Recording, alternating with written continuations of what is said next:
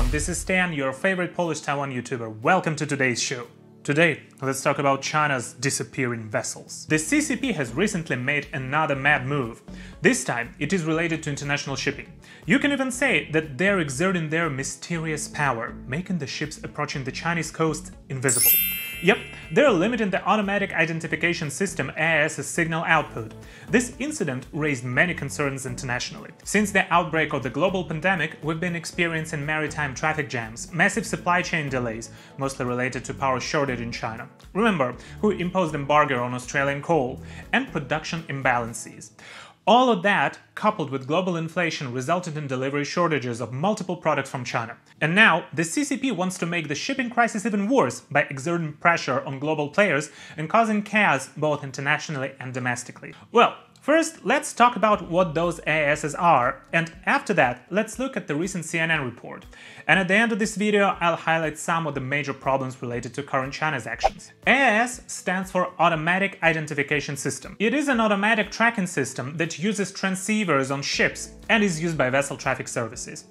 AIS transceivers can also be land-based and satellite-based. They exchange information with the vessel-based AIS, including identification codes, name of the vessel, location, direction, speed, etc. Information is then provided to vessel traffic services.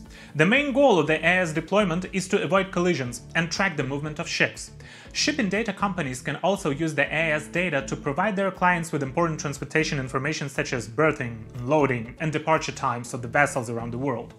According to the International Convention on the Safety of Life at Sea, SOLAS, ships exceeding 300 tons, as well as all passenger ships, regardless of tonnage, must have AIS installed and running. Having AIS installed and operating is also one of the requirements of the International Maritime Organization's guidelines. AIS can be switched off only temporarily under specific circumstances, such as while navigating in waters where piracy is a risk. But the reason for switching the AIS off and all the related information must be recorded in the captain's logbook.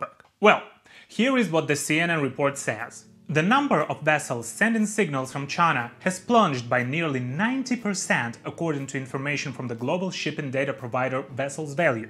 The drop-off in shipping traffic started close to the end of October. Charlotte Cook, head trade analyst at Vessels Value, mentioned the following. My Chinese colleagues said that since the beginning of November, under the new restrictions from the Ministry of State Security, some of the land-based AIS have been dismantled. Only the legal AISs are left now. Cook emphasized that the lack of data from China would seriously reduce the country's maritime supply chain visibility. In addition, the CNN report also mentioned that China has 6 out of 10 world's busiest container ports. With Christmas approaching, a loss of information coming from China could create more problems for the global shipping industry, which is already in crisis. Well, although the CCP decreased the number of land-based AIS, the global shipping data providers can still view the low-orbit satellite information. Still, they won't be able to see their vessels real-time. The data coming from the satellite is updated each 90 minutes, and land-based AIS update information in tens of seconds. That means that international shipping companies won't see the most accurate information on where their vessel is located when it approaches China. So, the current situation is that the CCP can get the real-time information on location of the vessels through other relatively traditional methods, but international shipping data providers aren't able to collect information in real time.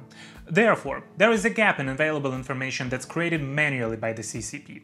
But does it violate the SOLAS Convention? There is no simple and direct answer to that. China is operating in gray zone here. There are regulations that require the onboard AIS to be switched on, but the CCP is blocking the information from the land-based AIS. Therefore, the CCP still claims that all the legal AIS are running. But if we take a closer look at rule number 5 of the Convention of the International Regulations for Preventing Collisions at Sea, COLREX, every vessel shall at all times maintain a proper lookout by sight and hearing, as well as by all available means appropriate in the prevailing circumstances and conditions, so as to make a full appraisal of the situation and of the risk of collision. Wow, that's a mouthful. And it's pretty vague if we want to apply it to the land-based AIS though. The CNN report also mentioned that some analysts think that this massive shutting down of the land-based AIS by China is closely related to the new Personal Information Protection Law that just got introduced.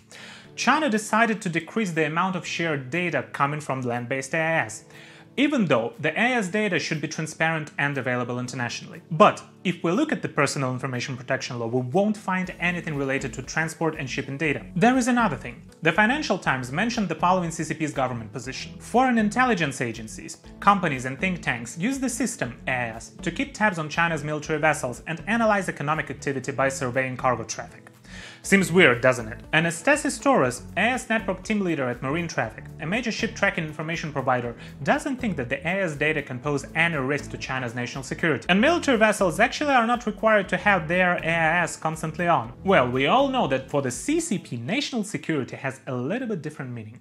For the other countries, it's defending the state, but for the CCP-ruled China, national security includes aggressive foreign policy, harassing the neighboring countries, and military expansionism. Well, I think this kind of behavior that we see in the CCP's government right now is closely related to the new data security law that was introduced this September. Recently, China's state media CCTV also published an article titled "AIS Stations Dangerous Leaks. Risks of Data Security Spy Attacks Are Huge." It said that starting from the year 2020, China's Ministry of State Security paid close attention to shipping data companies and some radio enthusiasts in Beijing, Shanghai, and other places, and found out that they built more than 700 AIS stations on important islands and inland ports. Building an AIS station doesn't require much resources and is relatively easy to do. The CCP thinks that those AIS stations based in sensitive areas can be used for espionage purposes by the foreign intelligence agencies.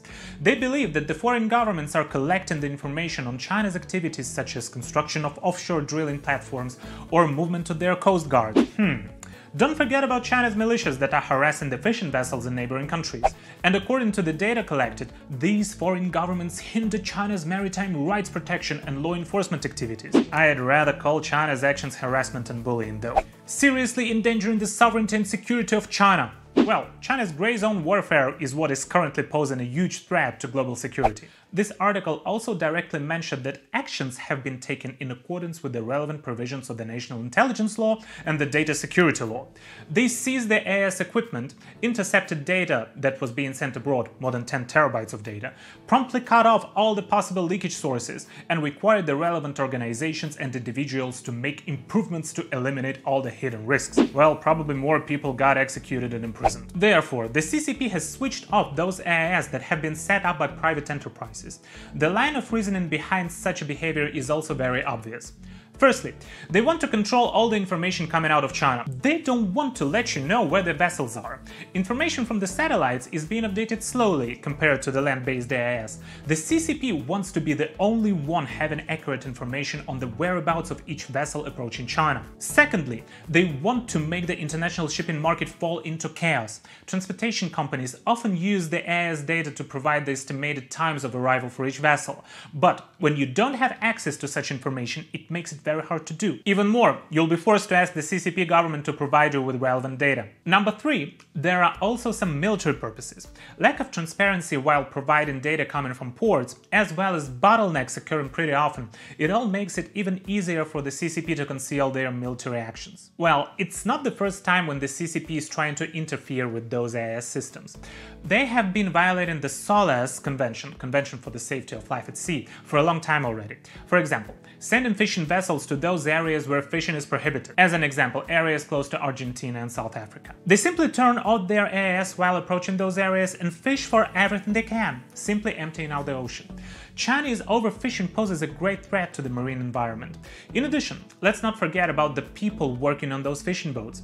The working conditions there are unbearable, and workers, mostly migrant workers, are often being abused. See, the captain takes people to places where fishing is not allowed at all, and turns out the AIS.